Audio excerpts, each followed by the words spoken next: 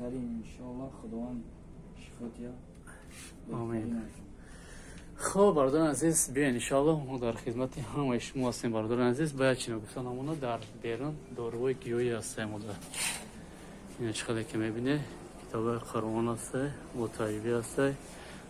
همچنین این زمانای پاسوی زمزم برای بغندر موضوع هست. این برادران عزیز شامپون کینوکی دوخی مرحمت کنین دسترس کردن میتونن ایجای ما همشه.